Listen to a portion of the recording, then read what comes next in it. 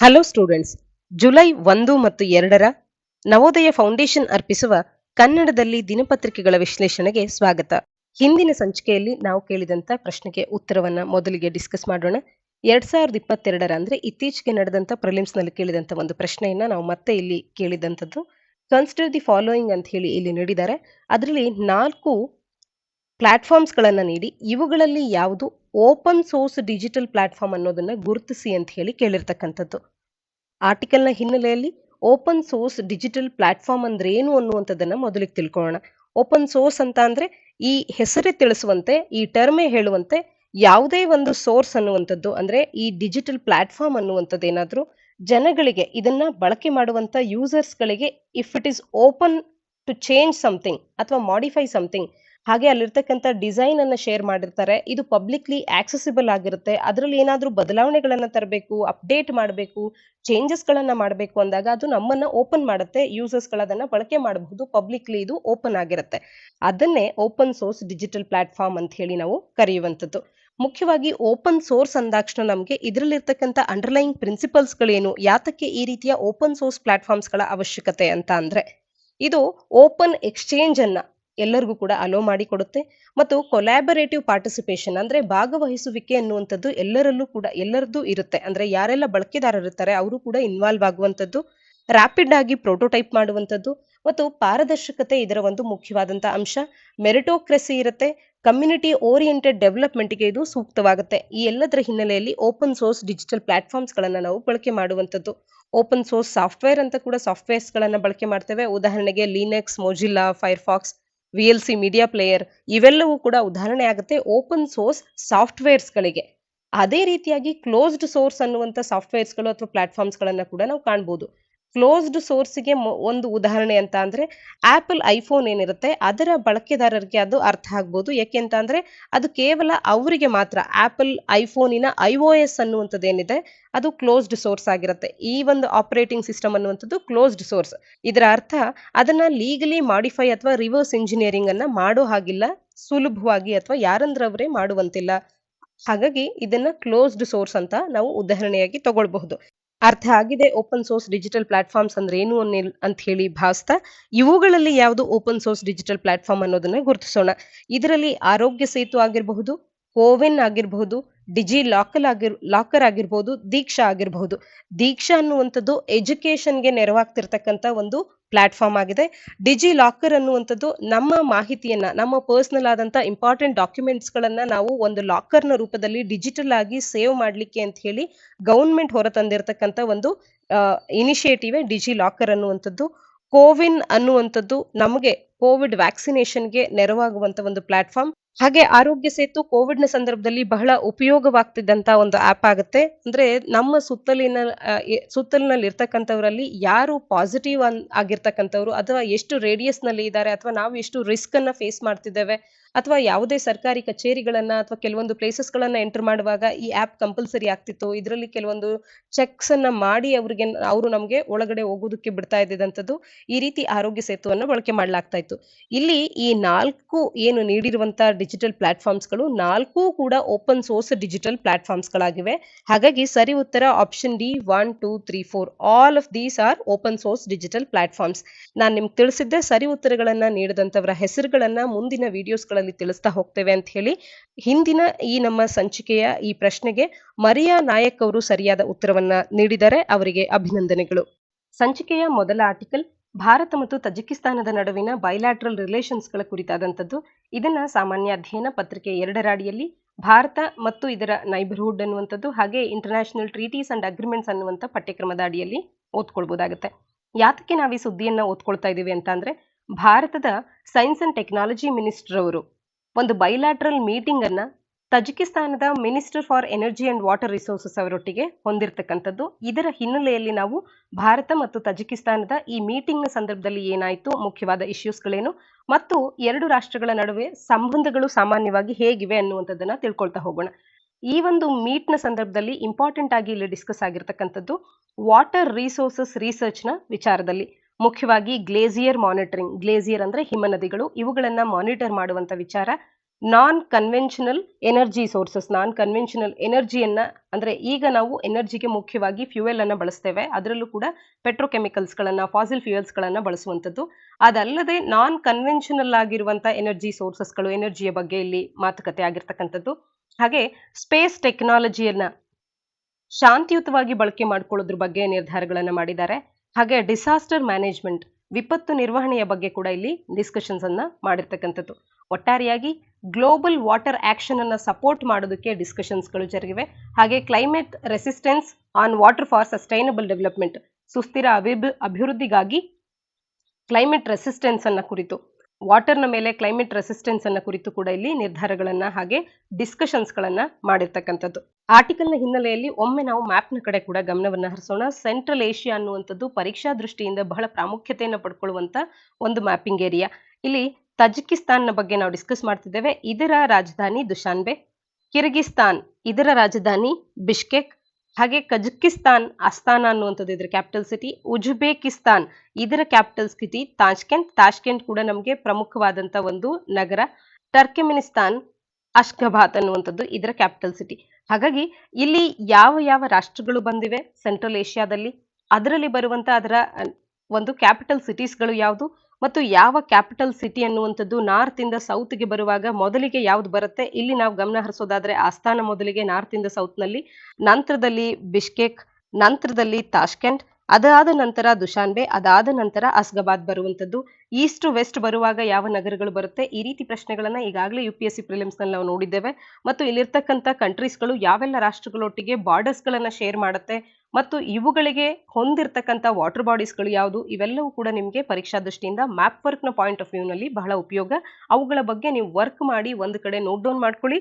Central Asia ಬಹಳ ಪ್ರಮುಖವಾದಂತ ಒಂದು topic ಆಗಿರುತ್ತೆ ಮ್ಯಾಪಿಂಗ್ ನ ವಿಚಾರದಲ್ಲಿ ಪರೀಕ್ಷಾ ದೃಷ್ಟಿಯಿಂದ.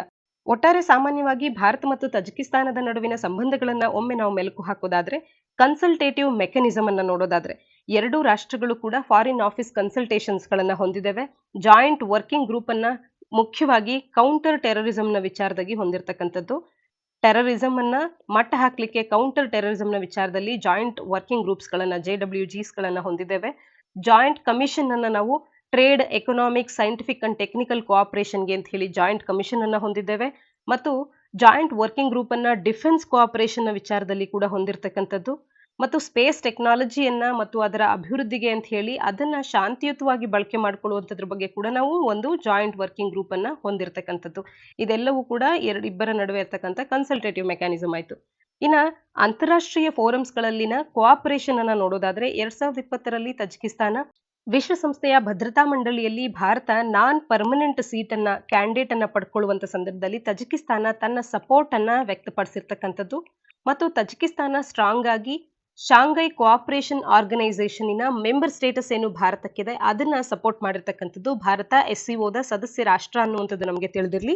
ಇಲ್ಲಿ ಸದಸ್ಯತ್ವವನ್ನ ಭಾರತ ಪಡೆಯುವಂತ ಒಂದು ನಿರ್ಧಾರ ಏನಿತ್ತು, ಇದನ್ನ ತಜಿಕಿಸ್ತಾನ ಅನ್ನುವಂಥದ್ದು ಸ್ಟ್ರಾಂಗ್ ಆಗಿ ಸಪೋರ್ಟ್ ಮಾಡಿತ್ತು.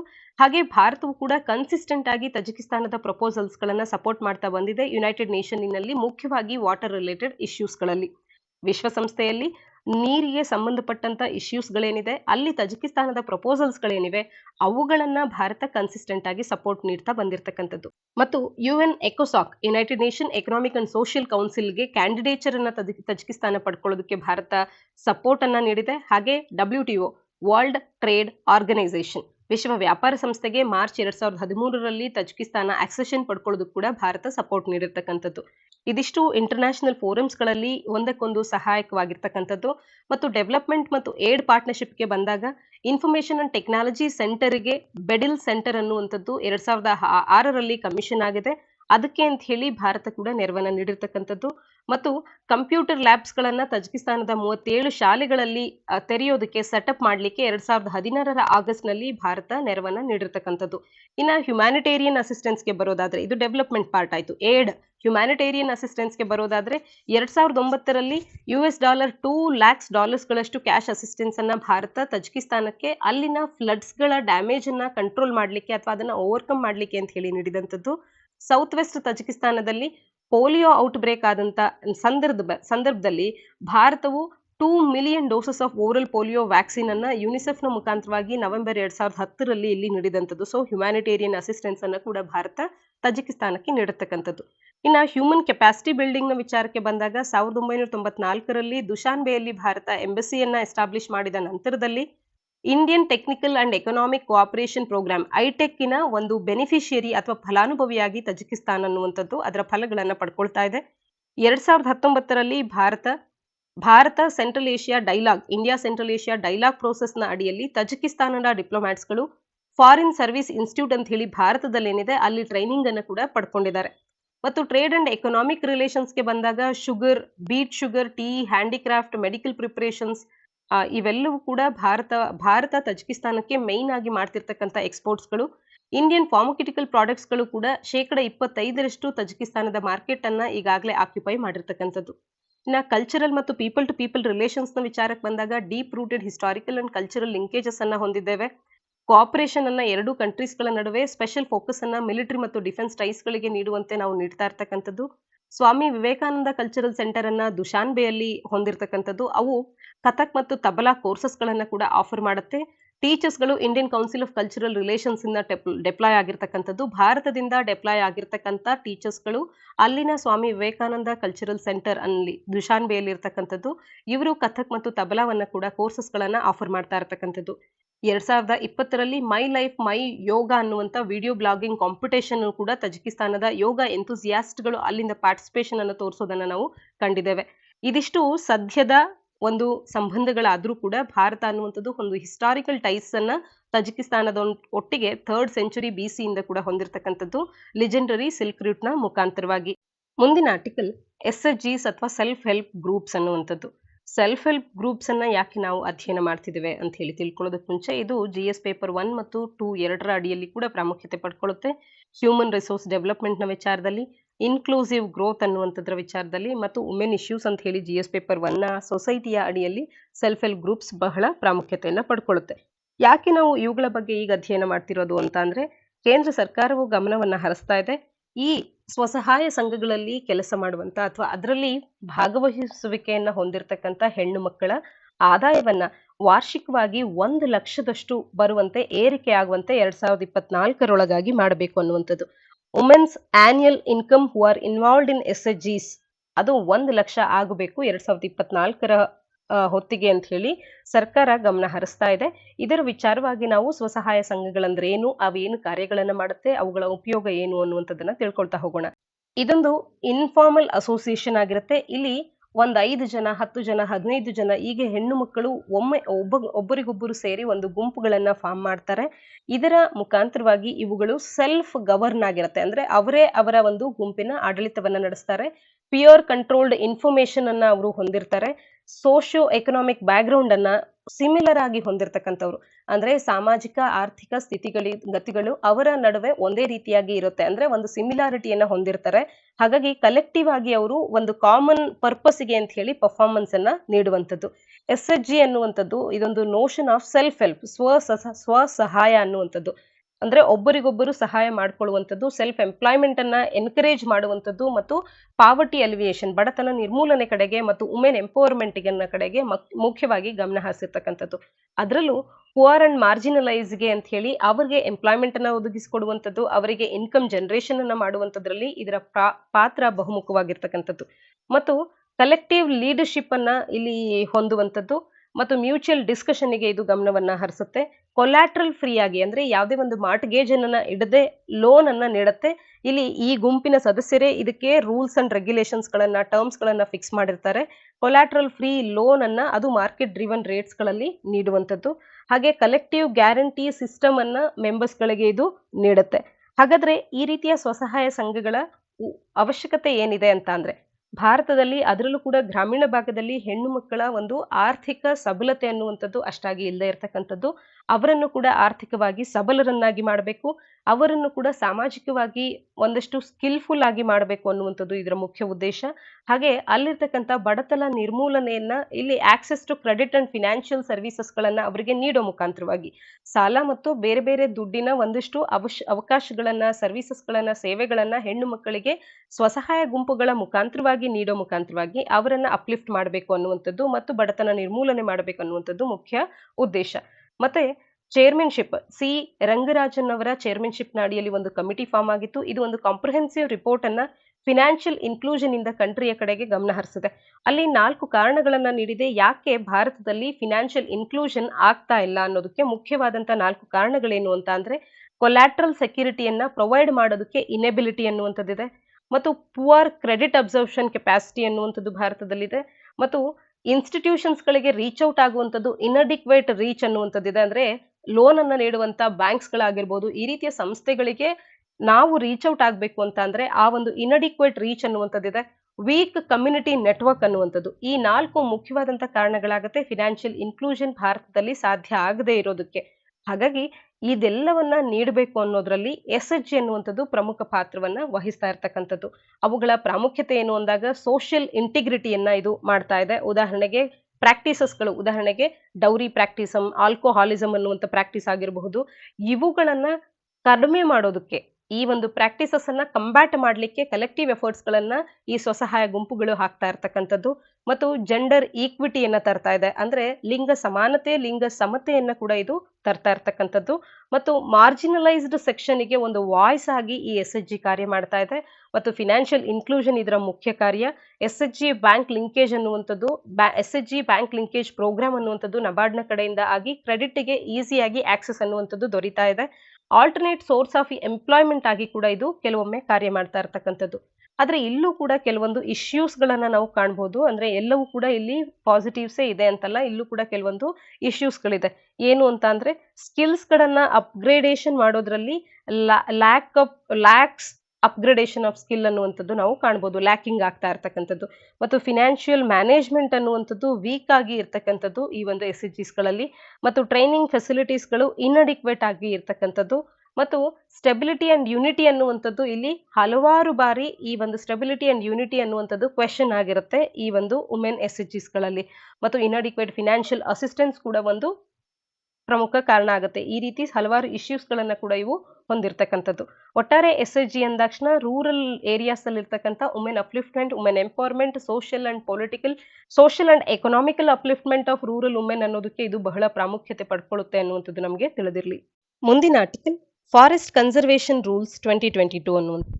ಇತ್ತೀಚೆಗಷ್ಟೇ ministry of environment, forest and climate change ನವರು ಹೊಸ ಫಾರೆಸ್ಟ್ ಕನ್ಸರ್ವೇಷನ್ ರೂಲ್ಸ್ ಗಳನ್ನ 2022ರಲ್ಲಿ ಈಗ ಹೊರತಂದಿದ್ದಾರೆ. ಇದರ ಹಿನ್ನೆಲೆಯಲ್ಲಿ ಈ ರೂಲ್ಸ್ ಗಳು ಏನನ್ನ ತಿಳಿಸ್ತವೆ ಅನ್ನುವಂಥದ್ದನ್ನ ತಿಳ್ಕೊಳ್ತಾ ಹೋಗೋಣ. ಇದನ್ನ 1980ರ ಫಾರೆಸ್ಟ್ ಕನ್ಸರ್ವೇಷನ್ ಆಕ್ಟಿನ ಸೆಕ್ಷನ್ 4ರ ಅಡಿಯಲ್ಲಿ ಇಶ್ಯೂ ಮಾಡಲಾಗಿದೆ. ಮತ್ತು ಈಗಾಗಲೇ ಫಾರೆಸ್ಟ್ ಕನ್ಸರ್ವೇಷನ್ ರೂಲ್ಸ್ 2003 ಅಂತ ಏನಿತ್ತು, ಇದನ್ನ ಸೂಪರ್ಸೀಡ್ ಮಾಡ್ತಾ ಈ ಒಂದು ಫಾರೆಸ್ಟ್ ಕನ್ಸರ್ವೇಷನ್ ರೂಲ್ಸ್ 2022 ಜಾರಿಗೆ ಬರ್ತಾ ಇರತಕ್ಕಂಥದ್ದು. ಈ ರೂಲ್ಸ್ ನಲ್ಲಿ ಇರ್ತಕ್ಕಂಥ ಪ್ರಾವಿಷನ್ಸ್ ಗಳನ್ನ ನಾವು ನೋಡ್ತಾ ಹೋಗೋದಾದ್ರೆ, ಕಮಿಟೀಸ್ ಗಳ ಫಾರ್ಮೇಶನ್ ಬಗ್ಗೆ ಇಲ್ಲಿ ಮಾತನಾಡಿದ್ದಾರೆ. ಅಡ್ವೈಸರಿ ಕಮಿಟಿಯೊಂದನ್ನ ಇದು ಫಾರ್ಮ್ ಮಾಡ್ತಾ ಇದೆ. ರೀಜನಲ್ ಎಂಪವರ್ಡ್ ಕಮಿಟಿಯನ್ನ each of the integrated regional ಆಫೀಸಸ್ಗಳಲ್ಲಿ ಮಾಡಬೇಕು. ಮತ್ತು ಸ್ಕ್ರೀನಿಂಗ್ ಕಮಿಟಿಯನ್ನ ರಾಜ್ಯ ಮತ್ತು ಕೇಂದ್ರಾಡಳಿತ ಪ್ರದೇಶಗಳ ಸರ್ಕಾರದ ಲೆವೆಲ್ನಲ್ಲಿ ಮಾಡುವಂಥದ್ರ ಬಗ್ಗೆ ಈ ಒಂದು ರೂಲ್ಸ್ ಮಾತನಾಡ್ತಾ ಇದೆ. ಎರಡನೇದಾಗಿ ಅಡ್ವೈಸರಿ ಕಮಿಟಿ ಅಂತ ಅಂದಾಗ role of the advisory committee ಅನ್ನುವಂಥದ್ದನ್ನ ಕೇವಲ ಅಡ್ವೈಸ್ ಮಾಡಲಿಕ್ಕೆ ಅಥವಾ ರೆಕಮೆಂಡ್ ಮಾಡಲಿಕ್ಕೆ ಮಾತ್ರ ರೆಸ್ಟ್ರಿಕ್ಟ್ ಮಾಡ್ತಾ ಇದೆ. ಗ್ರಾಂಟ್ಸ್ ಆಫ್ ಅಪ್ರೂವಲ್ ನ ವಿಚಾರದಲ್ಲಿ ರಿಲೆವೆಂಟ್ ಸೆಕ್ಷನ್ಸ್ ಗಳಿಗೆ in respect of the proposals ಗಳಿಗೆ ಇದನ್ನ ರೆಫರ್ ಮಾಡಬಹುದಾಗಿರುತ್ತೆ ಅಷ್ಟೇ. ಹಾಗೆ any matter connected with the conservation of forest ಅಂತ ಬಂದಾಗ ಇದನ್ನ ಸೆಂಟ್ರಲ್ ಗವರ್ಮೆಂಟ್ ಇಂದ ರೆಫರ್ ಮಾಡಬಹುದಾಗುತ್ತೆ. ಮತ್ತು ಪ್ರಾಜೆಕ್ಟ್ ಸ್ಕ್ರೀನಿಂಗ್ ಕಮಿಟಿ ಅನ್ನುವಂಥದ್ದು ministry of environment, forest and climate change ನವರು ಡೈರೆಕ್ಟ್ ಮಾಡ್ತಾ ಇದ್ದಾರೆ. ಈ ರೀತಿಯ ಒಂದು ಕಮಿಟಿಯನ್ನ ಎಲ್ಲ ರಾಜ್ಯ ಮತ್ತು ಕೇಂದ್ರಾಡಳಿತ ಪ್ರದೇಶಗಳಲ್ಲಿ ಕಾನ್ಸ್ಟಿಟ್ಯೂಟ್ ಮಾಡಲಿಕ್ಕೆ. ಇದರ ಮುಖ್ಯ ಉದ್ದೇಶ ಅಂತ ಅಂದ್ರೆ ಇನಿಷಿಯಲ್ ರಿವ್ಯೂ ಆಫ್ ಪ್ರಪೋಸಲ್ಸ್ ಗಳಾಗಬೇಕು. ಫಾರೆಸ್ಟ್ ಲ್ಯಾಂಡ್ ಅನ್ನ ಏನಾದ್ರೂ ಡೈವರ್ಟ್ ಮಾಡುವಂತ ಆಗೋದೇ ಆದ್ರೆ ಡೈವರ್ಷನ್ ಆಫ್ ಫಾರೆಸ್ಟ್ ಲ್ಯಾಂಡ್ ಅನ್ನ ಇನ್ವಾಲ್ವ್ ಆಗಿರುವಂತ ಯಾವುದೇ ಪ್ರಪೋಸಲ್ಸ್ ಗಳ ಇನಿಷಿಯಲ್ ರಿವ್ಯೂ ಅನ್ನುವಂಥದ್ದು ಆಗ್ಲಿ ಅಂತ ಹೇಳಿ ಅದಕ್ಕಾಗಿ ಪ್ರಾಜೆಕ್ಟ್ ಸ್ಕ್ರೀನಿಂಗ್ ಕಮಿಟಿಯನ್ನ ರಾಜ್ಯ ಮತ್ತು ಕೇಂದ್ರಾಡಳಿತ ಪ್ರದೇಶಗಳು ಫಾರ್ಮ್ ಮಾಡೋದಕ್ಕೆ ಇದು ಡೈರೆಕ್ಟ್ ಮಾಡುತ್ತೆ. ಪ್ರಾಜೆಕ್ಟ್ ಸ್ಕ್ರೀನಿಂಗ್ ಕಮಿಟಿ ಅಂತ ಅಂದ್ರೆ ನಮಗೆ ಅರ್ಥ ಆಯ್ತು. 5 ಸದಸ್ಯರನ್ನ ಹೊಂದಿರತಕ್ಕಂತ ಈ ಒಂದು ಕಮಿಟಿ ಅನ್ನುವಂಥದ್ದು ಒಂದು ತಿಂಗಳಲ್ಲಿ ಅಟ್ಲೀಸ್ಟ್ 2 ಬಾರಿ ಆದ್ರೂ ಕೂಡ ಮೀಟ್ ಆಗ್ಬೇಕಾಗತ್ತೆ. ಹಾಗೇನೆ ರಾಜ್ಯ ಸರ್ಕಾರಗಳಿಗೆ ಈ ಪ್ರಾಜೆಕ್ಟ್ಸ್ ಗಳ ಮೇಲೆ ಅಡ್ವೈಸ್ ಅನ್ನ ನೀಡಬೇಕು ಟೈಮ್ ಬೌಂಡ್ ಮ್ಯಾನರ್ ನಲ್ಲಿ ಅನ್ನುವಂಥದ್ದನ್ನ ಇದು ತಿಳಿಸ್ತಾ ಹೋಗುತ್ತೆ. ಇನ್ನ ರೀಜನಲ್ ಎಂಪವರ್ಡ್ ಕಮಿಟಿ ಯಾವುದೇ ಲೀನಿಯರ್ ಪ್ರಾಜೆಕ್ಟ್ಸ್ ಗಳು, ಉದಾಹರಣೆ ರೋಡ್ಸ್, ಹೈವೇಸ್ ಈ ರೀತಿಯ ಪ್ರಾಜೆಕ್ಟ್ಸ್ ಗಳು 40 ಹೆಕ್ಟೇರ್ನವರೆಗೂ ಕೂಡ ಫಾರೆಸ್ಟ್ ಲ್ಯಾಂಡ್ ಅನ್ನ ಒಂದ್ ವೇಳೆ ಆ ಪ್ರಾಜೆಕ್ಟ್ಸ್ ಗಳು ಇನ್ವಾಲ್ವ್ ಮಾಡಿದ್ದು ಮತ್ತು ಆ ಪ್ರಾಜೆಕ್ಟ್ಸ್ ಗಳಲ್ಲಿನ ಕ್ಯಾನೋಪಿ ಡೆನ್ಸಿಟಿ ಅಂದ್ರೆ ಈ ರೀತಿ ಮರ ಇದ್ರೆ ಒಂದು ಫಾರೆಸ್ಟ್ ನಲ್ಲಿ ಮರಗಳ ಮೇಲಿನ ಈ ಒಂದು ಪೋರ್ಷನ್ ಏನ್ ಕಾಣ್ತೇವೆ ಹಸಿರು ಹಸಿರು ತುಂಬಿರ್ತಕ್ಕಂಥದ್ದು ಇದನ್ನ ಕ್ಯಾನೋಪಿ ಅಂತ ಹೇಳಿ ಕರಿತೇವೆ. ಈ ಕ್ಯಾನೋಪಿ ಡೆನ್ಸಿಟಿ ಎಷ್ಟಿದೆ ಅಂತ ಹೇಳಿ ತಿಳಿಸಬಹುದು. ಈ ಕ್ಯಾನೋಪಿ ಡೆನ್ಸಿಟಿ 0.7 ಗಿಂತಲೂ ಕೂಡ ಇರುವಂತ ಅಂದ್ರೆ 0.7 ನಷ್ಟು ಕ್ಯಾನೋಪಿ ಡೆನ್ಸಿಟಿ ಇರುವಂತ 40 ಹೆಕ್ಟೇರ್ಸ್ ನಷ್ಟು ಫಾರೆಸ್ಟ್ ಗಳು ಇನ್ವಾಲ್ವ್ ಆಗಿರುವಂತ ಎನಿ ಅಥವಾ ಎಲ್ಲ ಲೀನಿಯರ್ ಪ್ರಾಜೆಕ್ಟ್ಸ್ ಗಳು ಕೂಡ ಅಂದ್ರೆ ಫಾರೆಸ್ಟ್ ಕ್ಯಾನೋಪಿ ಡೆನ್ಸಿಟಿ ಅನ್ನುವಂಥದ್ದು ಅಪ್ ಟು 0.7 ಇರುವಂತ 40 ಹೆಕ್ಟೇರ್ಸ್ ಗಳಷ್ಟು ಫಾರೆಸ್ಟ್ ಲ್ಯಾಂಡ್ ಅನ್ನ ಇನ್ವಾಲ್ವ್ ಆಗುವಂತ ಎಲ್ಲ ಲೀನಿಯರ್ ಪ್ರಾಜೆಕ್ಟ್ಸ್ ಗಳು ಅವುಗಳ ಉದ್ದೇಶ ಏನೇ ಆಗಿದ್ರು ಕೂಡ ಅವು ಒಮ್ಮೆ ಇಂಟಿಗ್ರೇಟೆಡ್ ರೀಜನಲ್ ಆಫೀಸ್ ನ ಕಡೆಯಿಂದ ಎಕ್ಸಾಮೈನ್ ಆಗಲೇಬೇಕು ಮತ್ತು ಕಾಂಪನ್ಸೇಟರಿ ಅಫಾರೆಸ್ಟೇಷನ್ ನ ಕಡೆ ಕೂಡ ಈ ಒಂದು ರೂಲ್ಸ್ ಅನ್ನುವಂಥದ್ದು ಗಮನ ಹರಿಸ್ತಾ ಇದೆ. ಇದಿಷ್ಟು ಹೊಸದಾಗಿ ಬಂದಿರತಕ್ಕಂತ ಫಾರೆಸ್ಟ್ ಕನ್ಸರ್ವೇಷನ್ ರೂಲ್ಸ್, ಇವು ನಮಗೆ ನೆನಪಿರ್ಲಿ. ಇನ್ನು ಫಾರೆಸ್ಟ್ ಅನ್ನ ಕನ್ಸರ್ವ್ ಮಾಡ್ಲಿಕ್ಕೆ ಅಂತ ಹೇಳಿ ಏನೆಲ್ಲ ಇನಿಷಿಯೇಟಿವ್ಸ್ ಗಳನ್ನ ಸರ್ಕಾರ ತಗೊಂಡಿದೆ ಅಂದಾಗ ಇಂಡಿಯನ್ ಫಾರೆಸ್ಟ್ ಪಾಲಿಸಿ ಅಂತ ಹೇಳಿ 1952ರಲ್ಲಿ ಸರ್ಕಾರ ಹೊರತಂದಿದೆ. ಫಾರೆಸ್ಟ್ ಕನ್ಸರ್ವೇಷನ್ ಆಕ್ಟ್ 1980ರಲ್ಲಿ ಬಂದಿರತಕ್ಕಂಥದ್ದಾಗಿರಬಹುದು. ನ್ಯಾಷನಲ್ ಫಾರೆಸ್ಟ್ ಪಾಲಿಸಿ ಅಂತ ಹೇಳಿ 1988ರಲ್ಲಿ ತಂದಿರತಕ್ಕಂಥದ್ದು. ನ್ಯಾಷನಲ್ ಅಫಾರೆಸ್ಟೇಷನ್ ಪ್ರೋಗ್ರಾಮ್ ಅನ್ನುವಂಥದ್ದನ್ನ ಹೊರತಂದಿದೆ ಮತ್ತು wildlife protection act WPA, environmental protection act, biodiversity act ಆಗಿರಬಹುದು ಮತ್ತು scheduled tribes and other traditional forest dwellers act ಆಗಿರಬಹುದು. ಇವೆಲ್ಲವೂ ಕೂಡ ಫಾರೆಸ್ಟ್ ಕನ್ಸರ್ವೇಷನ್ ಕಡೆ ಗಮನ ಹರಿಸುವಂತವು. ಮುಂದಿನ article water security in Asia ಅನ್ನುವಂಥದ್ದು. ಇದನ್ನ ಸಾಮಾನ್ಯ ಅಧ್ಯಯನ ಪತ್ರಿಕೆ 3ರ ಅಡಿಯಲ್ಲಿ ಎನ್ವಿರಾನ್ಮೆಂಟ್ ಪೊಲ್ಯೂಷನ್ ಅಂಡ್ ಡಿಗ್ರೇಡೇಷನ್ ಅನ್ನುವಂಥ ಪಠ್ಯಕ್ರಮದ ಅಡಿಯಲ್ಲಿ ಓದ್ಕೊಳ್ಬಹುದಾಗುತ್ತೆ. ಯಾಕೆ ನಾವು ಇಲ್ಲಿ ವಾಟರ್ ಸೆಕ್ಯೂರಿಟಿಯ ಬಗ್ಗೆ ಮಾತನಾಡ್ತಿದ್ದೇವೆ ಅಂತ ಅಂದ್ರೆ ಹಲವಾರು ವಿಜ್ಞಾನಿಗಳು ಸೇರಿ ಸೌತ್ ಈಸ್ಟ್ ಏಷ್ಯನ್ ಕಂಟ್ರೀಸ್ಗಳಿಂದ ಒಂದಷ್ಟು ರೀಸೆಂಟ್ ಫೈಂಡಿಂಗ್ಸ್ ಗಳನ್ನ ಏನು ನೀಡಿದ್ದಾರೆ ಅಂತ ಅಂದ್ರೆ ಅರ್ಬನ್ ವಾಟರ್ ಸೆಕ್ಯೂರಿಟಿ ಅಂದ್ರೆ ನಗರ ಪ್ರದೇಶಗಳ ವಾಟರ್ ಸೆಕ್ಯೂರಿಟಿ ಅನ್ನುವಂಥದ್ದು ಏಷ್ಯನ್ ಸಿಟೀಸ್ಗಳಲ್ಲಿ ಕುಸಿತವನ್ನ ಕಾಣ್ತಾ ಇದೆ. ಡಿಕ್ಲೈನಿಂಗ್ ಟ್ರೆಂಡ್ ನಲ್ಲಿ ಇರ್ತಕ್ಕಂಥದ್ದು, ಅದು ಕೂಡ ಡೆಲ್ಲಿಯನ್ನ ಕೂಡ ಒಳಪಟ್ಟಂತೆ ವಾಟರ್ ಸೆಕ್ಯೂರಿಟಿ ಅನ್ನುವಂಥದ್ದು, ಅರ್ಬನ್ ವಾಟರ್ ಸೆಕ್ಯೂರಿಟಿ ಅನ್ನುವಂಥದ್ದು ಡಿಕ್ಲೈನ್ ಆಗ್ತಿದೆ ಅನ್ನುವಂಥದ್ದನ್ನ ಈ ಒಂದು ರೀಸೆಂಟ್ ಫೈಂಡಿಂಗ್ ತಿಳಿಸ್ತಾ ಇರ್ತಕ್ಕಂಥದ್ದು. ಟೋಕಿಯೋ, ಶಾಂಘೈ, ಡೆಲ್ಲಿ ಅಂತ ಗ್ಲೋಬಲ್ ಮೆಗಾ ಸಿಟೀಸ್ಗಳು ಕೂಡ ಈ ನ್ಯೂ ಏಷ್ಯನ್ ಸೆಂಚುರಿಯ ರೈಸಿಗೆ ಅವು ಇಂಪಾರ್ಟೆನ್ಸ್ ಅನ್ನ ನೀಡಿದ್ದು, ಮಹತ್ವವನ್ನ ನೀಡುವಂತ ಒಂದು ನಗರಗಳಾಗಿದ್ರು ಕೂಡ ಇವೆಲ್ಲವೂ ಈ ರೀತಿಯ ಪ್ರಾಬ್ಲಮ್ ಅನ್ನ ಫೇಸ್ ಮಾಡ್ತಾ ಇರ್ತಕ್ಕಂಥದ್ದು. ಇದೊಂದು ಗ್ರೀವಿಯಸ್ ಅಥವಾ ಸೀರಿಯಸ್ ಪ್ರಾಬ್ಲಮ್ ಆಗಿ ಹೊರಹೊಮ್ಮುತ್ತೆ. ಯಾಕೆಂತಂದ್ರೆ ಮುಂಬರುವಂತೆ ನಗರ ಪ್ರದೇಶಗಳಲ್ಲಿ ಇರ್ತಕ್ಕಂಥ ಜನರ ವಾಟರ್ ನೀಡ್ಸ್ ಗಳನ್ನ ಫಿಲ್ ಮಾಡಕ್ಕಾಗ್ಲಿಲ್ಲ ಅಂತ ಅಂದ್ರೆ ಬೇರೆ ಪ್ರೊಡಕ್ಟಿವಿಟಿ ಅನ್ನುವಂಥದ್ದು ಖಂಡಿತವಾಗ್ಲೂ ಕೂಡ ಇಂಪ್ಯಾಕ್ಟ್ ಆಗುತ್ತೆ. ವಾಟರ್ ಸೆಕ್ಯೂರಿಟಿ ಅನ್ನುವಂಥ ಒಂದು ಇಶ್ಯೂನ ಬಗ್ಗೆ ಈ ಚಿತ್ರದಲ್ಲಿ ಹಲವಾರು ವಿಚಾರಗಳು ತಿಳಿತಾ ಹೋಗುತ್ತೆ. ನೀವು ಅದನ್ನ ಒಮ್ಮೆ ವಿಡಿಯೋ ಪಾಸ್ ಮಾಡಿ ನೋಡ್ಕೊಳ್ಬಹುದು. ಹಾಗಾದ್ರೆ ಏನೆಲ್ಲ ಇಶ್ಯೂಸ್ ಗಳನ್ನ ನಾವು ವಾಟರ್ ಸೆಕ್ಯೂರಿಟಿಯ ವಿಚಾರದಲ್ಲಿ ಹೊಂದಿದ್ದೇವೆ ಅಂತ ಅಂದ್ರೆ ಜಾಗತಿಕವಾಗಿ ನಮಗೆ ದೊರಕುವಂತ ಫ್ರೆಶ್ ವಾಟರ್ ಅನ್ನ ನೋಡಿದಾಗ ಏಷ್ಯಾಕ್ಕೆ ಕಂಪೇರ್ ಮಾಡಿದ್ರೆ ಕೇವಲ 10% ಮಾತ್ರವೇ ಫ್ರೆಶ್ ವಾಟರ್ ಅನ್ನುವಂಥದ್ದು ಗ್ಲೋಬಲಿ ಕಂಪೇರ್ ಮಾಡಿದ್ರೆ ಏಷ್ಯಾದಲ್ಲಿ ಇರ್ತಕ್ಕಂಥದ್ದು. ಇನ್ನ ವಾಟರ್ ಎಫಿಷಿಯನ್ಸಿ ಕೂಡ ಭಾರತದಲ್ಲಿ ಸಾಕಷ್ಟು, ಭಾರತ ಅಲ್ಲ ಏಷ್ಯಾದಲ್ಲೇ ಸಾಕಷ್ಟು ಕಡಿಮೆ ಇರ್ತಕ್ಕಂಥದ್ದು. Comparative large amount of water ಅನ್ನುವಂಥದ್ದು ಅಗ್ರಿಕಲ್ಚರಲ್ ಪ್ರೊಡಕ್ಷನ್ ಅಲ್ಲಿ ಯೂಸ್ ಆಗ್ತಾ ಇದೆ. ವಾಟರ್ ಎಫಿಷಿಯನ್ಸಿ ಅನ್ನುವಂಥದ್ದು ಜಗತ್ತಿನಲ್ಲೇ ನೋಡಿದಾಗ ಕಡಿಮೆ ಇರ್ತಕ್ಕಂಥದ್ದು ಏಷ್ಯಾದಲ್ಲಿ. ಲೋ ವಾಟರ್ ಪ್ರೊಡಕ್ಟಿವಿಟಿ ಅನ್ನುವಂಥದ್ದು ಕೂಡ ಲೋ ಕ್ರಾಪ್ ಈಲ್ಡ್ಸ್ ಗಳನ್ನ ರಿಸಲ್ಟ್ ಮಾಡ್ತಾ ಇದೆ. ಅರ್ಬನ್ ಪಲ್ಯೂಷನ್ ಅನ್ನುವಂಥದ್ದು ಒಂದು ಬಹುದೊಡ್ಡ ಕಾರಣ ಆಗ್ತಾ ಇದೆ ವಾಟರ್ ಸೆಕ್ಯೂರಿಟಿ ಡಿಗ್ರೇಡ್ ಆಗ್ಲಿಕ್ಕೆ ಅಥವಾ ಡಿಕ್ಲೈನ್ ಆಗ್ಲಿಕ್ಕೆ. ಇನ್ನ ಕ್ಲೈಮೇಟ್ ಚೇಂಜ್ ನಿಂದಾಗಿ ಕೂಡ ಎಕ್ಸ್ಟ್ರೀಮ್ ವೆದರ್ ಇವೆಂಟ್ಸ್ ಗಳು, ಉದಾಹರಣೆಗೆ ಡ್ರಾಟ್ಸ್ ಆಗಿರ್ಬೋದು, ಫ್ಲಡ್ಸ್ ಆಗಿರ್ಬೋದು, ಇವು ಸಾಕಷ್ಟು ಫ್ರೀಕ್ವೆಂಟ್ ಆಗಿ ಆಗ್ತಾ ಇರೋದ್ರಿಂದ ಇದೊಂದು ದೊಡ್ಡ ಸಮಸ್ಯೆ ಆಗ್ತಾ ಇದೆ. ಮತ್ತು ಉದಾಹರಣೆಗೆ ತಗೊಳ್ಳೋದಾದ್ರೆ ಥೈಲ್ಯಾಂಡಿನ ಬ್ಯಾಂಕಾಕ್ ಅನ್ನ ಓವರ್ ಎಕ್ಸ್ಪ್ಲಾಯ್ಟೇಷನ್ ಮಾಡೋದ್ರಿಂದ ಅಲ್ಲಿನ ಗ್ರೌಂಡ್ ವಾಟರ್ ಲೆವೆಲ್ಸ್ ಅನ್ನುವಂಥದ್ದು ಇವತ್ತು ಸಬ್ಸೈಡ್ ಆಗಿರ್ತಕ್ಕಂಥದ್ದು. ವಿಯೆಟ್ನಾಮಿನ ಹನೋಯ್ನಲ್ಲಿ ಇದು one of the fastest growing cities ಆಗಿದೆ in terms of GDP growth. 19% total ಕಂಟ್ರಿಯ GDPಗೆ ಇದು ಕಾಂಟ್ರಿಬ್ಯೂಟ್ ಮಾಡ್ತಾ ಇದೆ. ಆದ್ರೆ ಇದರ ರಿಪರ್ಕಷನ್ಸ್ ಏನು ಅಂತ ಅಂದ್ರೆ ಪಲ್ಯೂಟೆಡ್ ಲೇಕ್ಸ್ ಗಳನ್ನ ಕಾಣ್ತಿದ್ದೇವೆ. ಅಲ್ಲಿನ ರಿವರ್ಸ್ ಗಳು ಕೂಡ ವೇಸ್ಟ್ ವಾಟರ್ ಇಂದ ಅಲ್ಲಿ ಪಲ್ಯೂಟ್ ಆಗ್ತಾ ಇರ್ತಕ್ಕಂಥದ್ದು.